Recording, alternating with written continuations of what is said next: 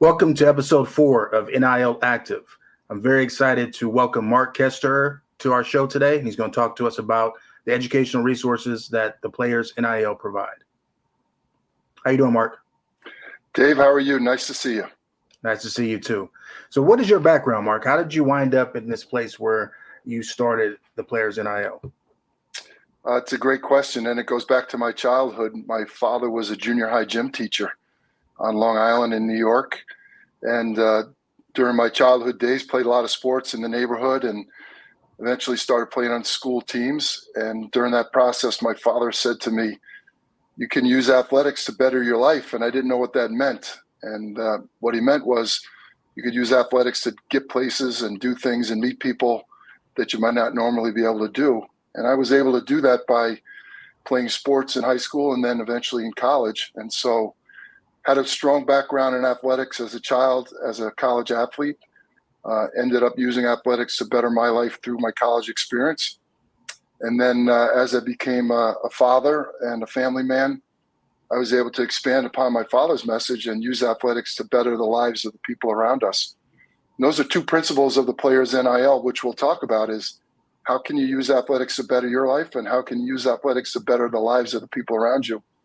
And I was able to do that in my community with the local school district and youth sports through my own kids, 4 of whom played sports in college, and then eventually marry my professional experience with my interest in sports 15 years ago to run a company here in California called Sports Studio, where we produce sports content in Hollywood, television shows, movies, and commercials. Oh, that's great. That's outstanding. So how do you think that your experience as a college athlete and your kids' experience as a college athlete informed your experience and how you use that to benefit student athletes with the Players NIL? Well, I think it's extremely valuable.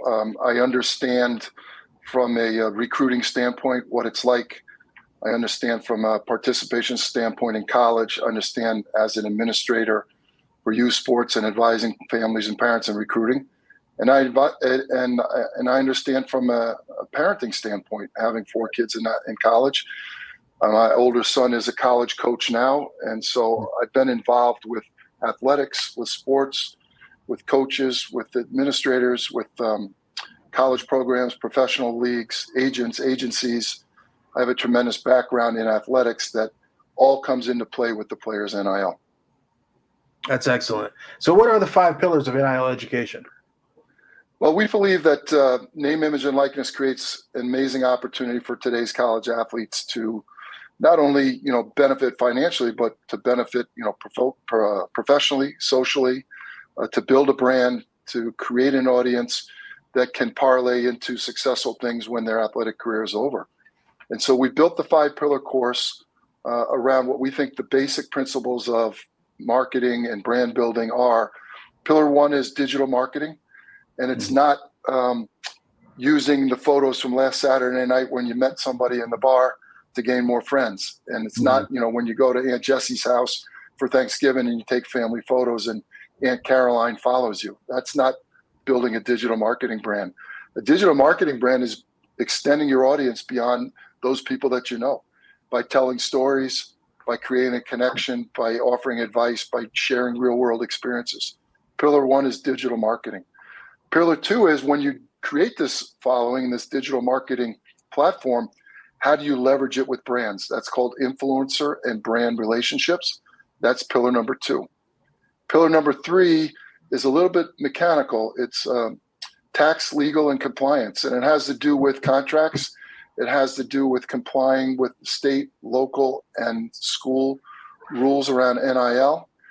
It has to do with understanding contracts in terms of what you're obligated to do in performing. And from a tax standpoint, all of the pitfalls of NIL athletes who are not withholding taxes, and come April 15th, they're going to be in for a rude awakening. That's pillar 3. Pillar 4 is my father's pillar, and it's built on the principles of giving back.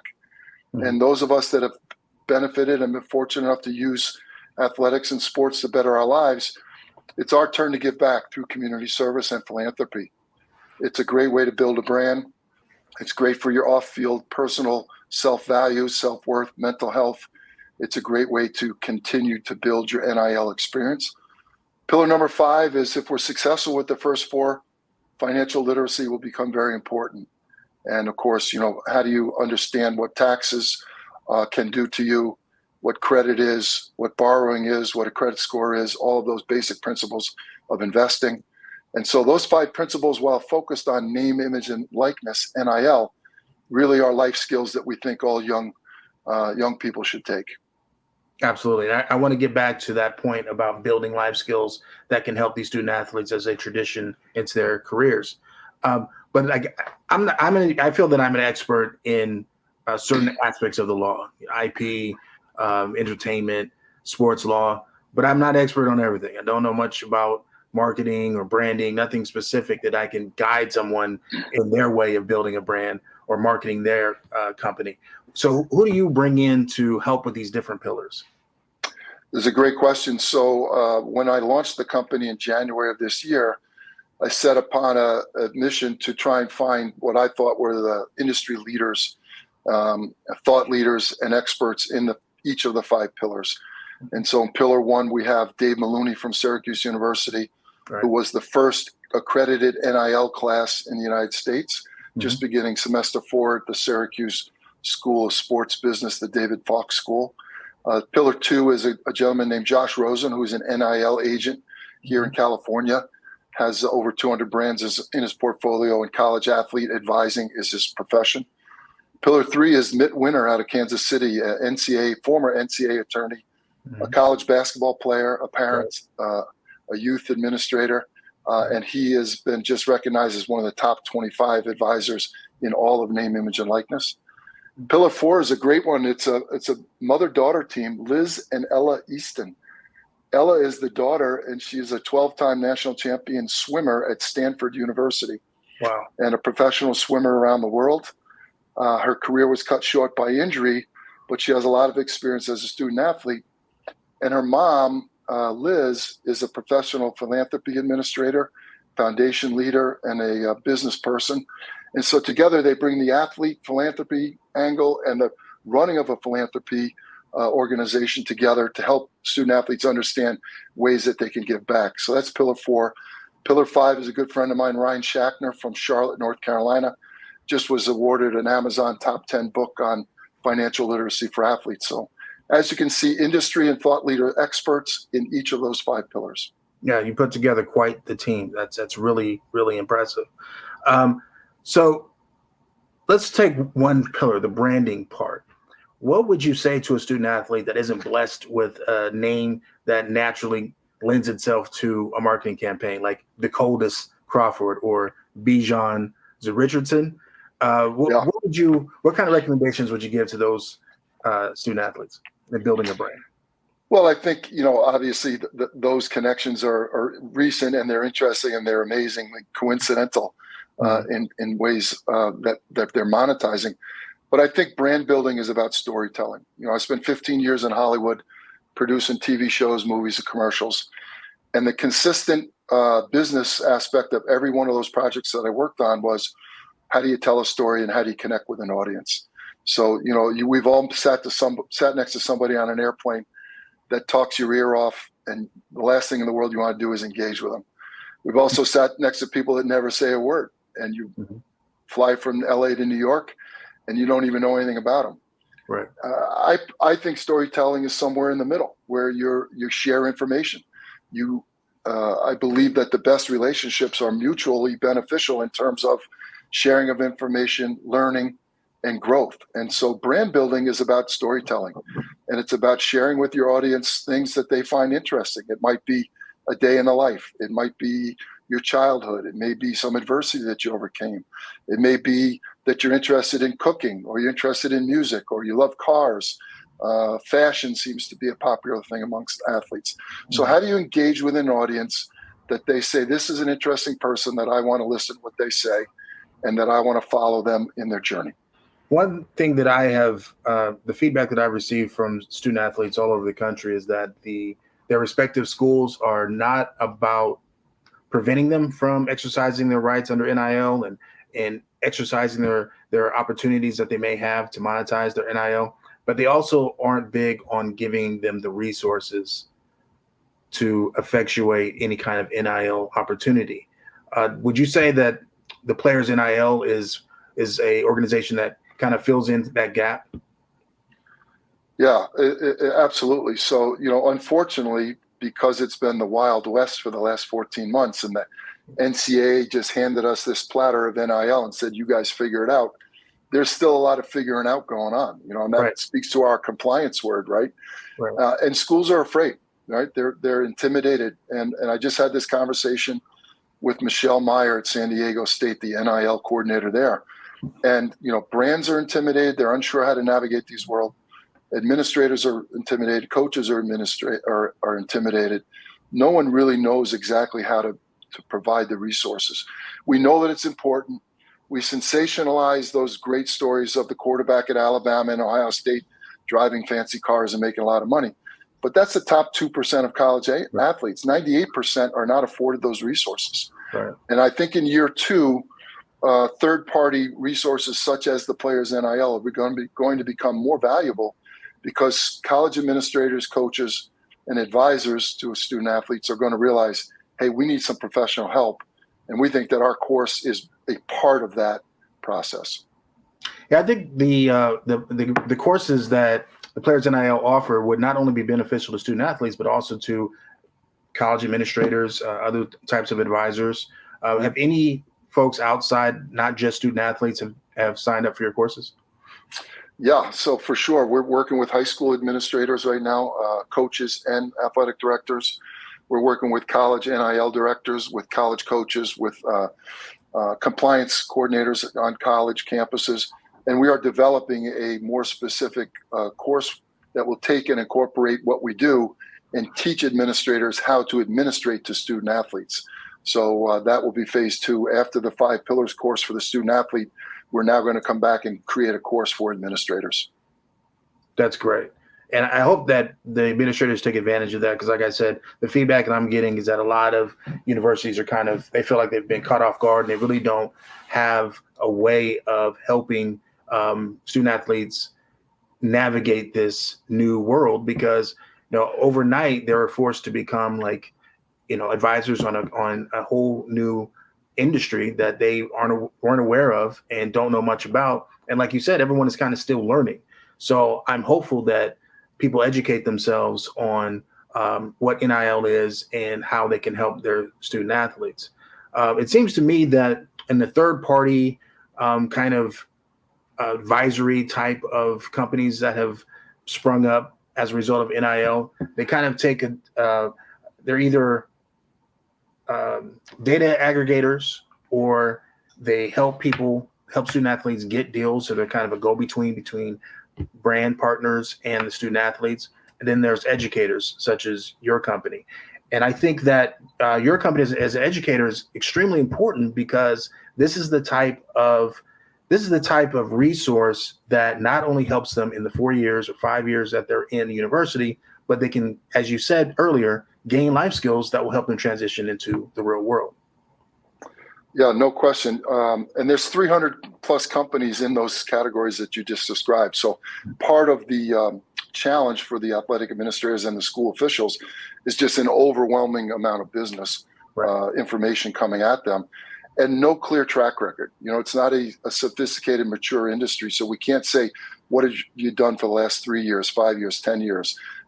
Everyone's new. Everyone's telling you what they think they're going to do rather than what they've done, which is an interesting concept. And so you've got this this category called marketplaces, which is dominated by a few companies that is basically a portal where brands can meet athletes and athletes can meet brands. You have, as you mentioned, the technology companies that are doing reporting and compliance. You have education companies.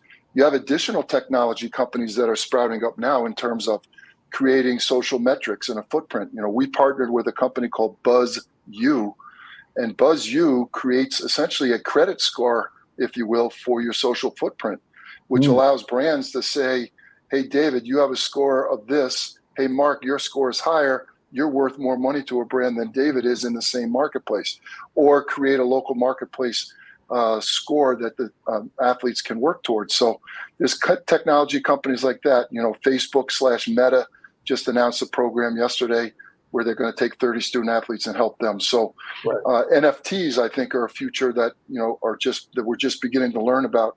Non-fungible tokens. And my personal opinion is that NFTs are going to play a large role in monetizing athletes' brands going forward. Yeah, I agree. Actually, my son, he plays for Duquesne, plays basketball for Duquesne University. He executed an NFT deal recently. And again, I believe, I'm a strong believer in the fact that NIL is a separate, distinct and separate, valuable right that the student athletes have now been restored. And it's something that is separate from their on-field, on-court, performance. It's separate from that.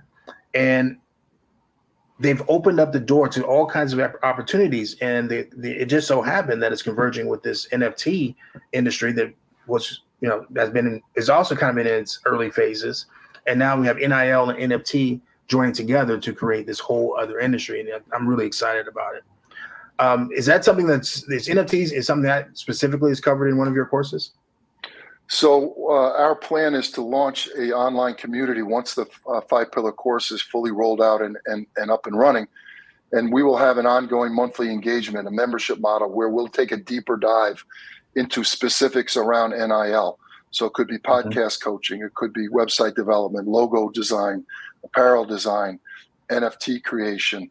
And we'll have pockets of information in each of those mini pillars, if you will, where we'll bring, again, industry experts. And we may actually have as many as 100 classes in there where you can take a deep dive into what these things are. And then the final rollout will be, David, a whole section on life after sports. What do you do when the ball stops bouncing? We call it post-career guidance.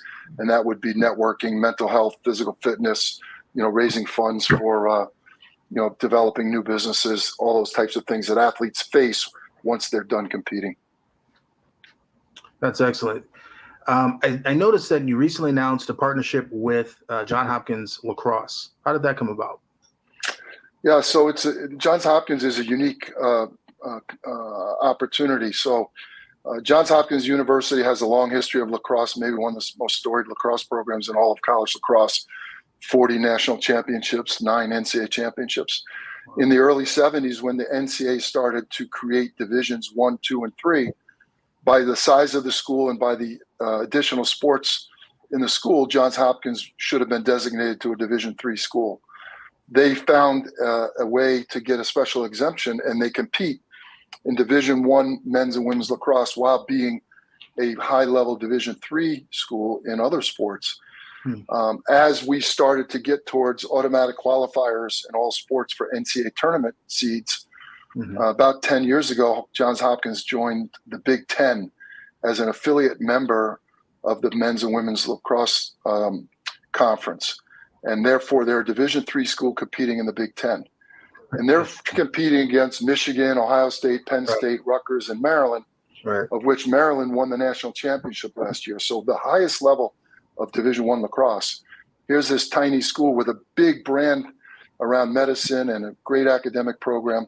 And they compete with the Ivy Leagues and the high-end academic schools academically, but they're competing athletically with the Big Ten with all of those resources that you inferred before that the Big Ten offers their athletic program. And so one of the ways that they're trying to compete is through education. And they partnered with the Players NIL to offer the 5-pillar course to the men's and women program. And we're in the process of rolling that out. They'll be beginning of that in the next few days. And we're excited to see how that goes. Yeah, I see that as something that I think will be replicated by other schools. I mean, you saw that University of South Carolina did a deal with Everett Sports Marketing for an in-house NIL firm. I imagine other universities will want to come to a company like yours for in-house education that's provided to all of their students. I mean, that kind of just makes sense to me. I'm big on educating the students and therefore empowering them. For years, a lot of things were taken out of student athletes' hands. A lot of decision-making was taken from them. A lot of opportunities were taken from them, as you know. And now all of that is restored. And I think to completely fulfill that circle and round that circle, the education piece is critical in order for that to happen. So speaking of lacrosse, what kind of other less visible sports, what would you recommend to someone who's participating in a less visible sport in terms of building their brand, participating in NIL? How do you approach that?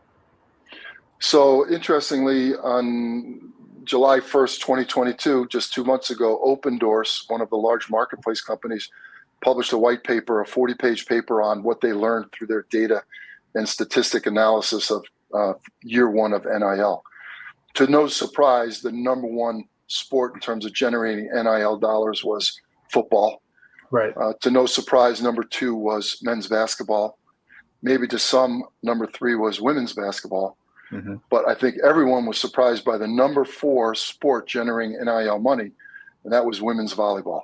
Mm-hmm. And so I think gymnastics and swimming and diving and track and field were all in the top 10, not things that you would have thought. And so it really speaks to two things. One is traditionally and still currently, women seem to have a little bit better handle on social media, and therefore they're able to leverage that. As we know in the same report, I think it was around 73 or 74% of all NIL deals were based on social media. So right. Women in general, girls in college and high school have, as a general rule, a little bit bigger footprint. Number two is, it goes back to your question about storytelling.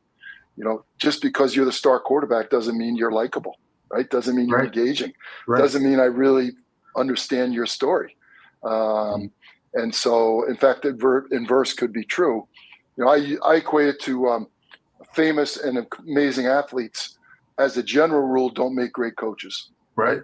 True. Because they don't really know how to coach, because they just did it. They were God-given, incredible gifts. How did Michael Jordan become Michael Jordan? He doesn't know. He was born that way.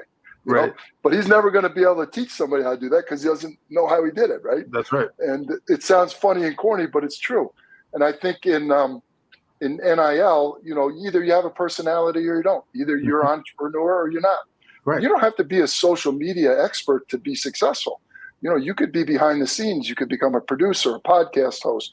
You could become an advisor. You could write social media content. You could do charitable events and perform, community service. There's other ways to use NIL than to be the face of the brand on Instagram every day. Yes, absolutely.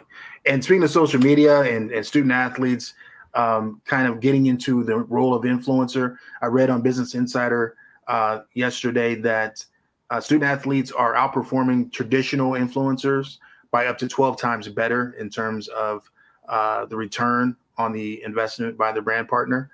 Did you find that surprising at all? No, because I'm a sports fan. I'm a geek. And, along that same line, the NFL always is proud to announce, the top 100 television programs of a particular year, whatever their year is.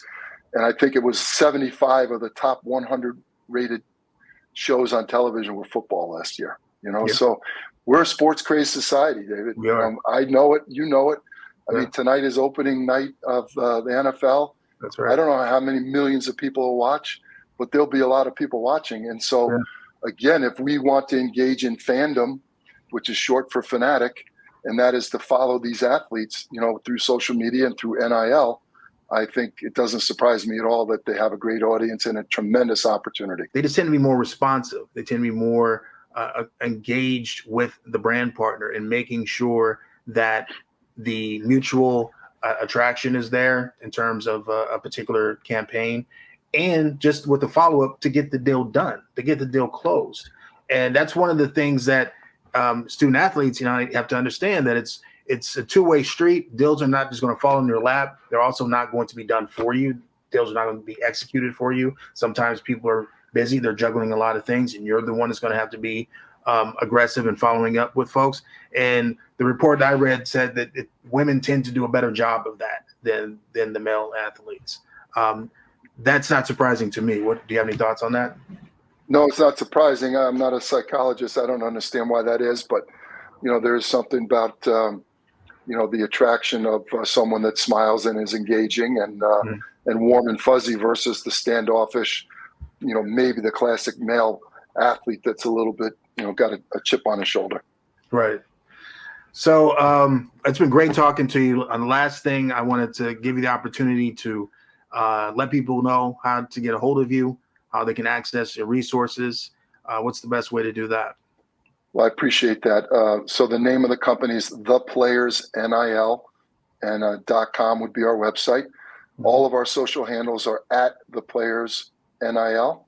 And please follow us on social, come to our website, register for our newsletter.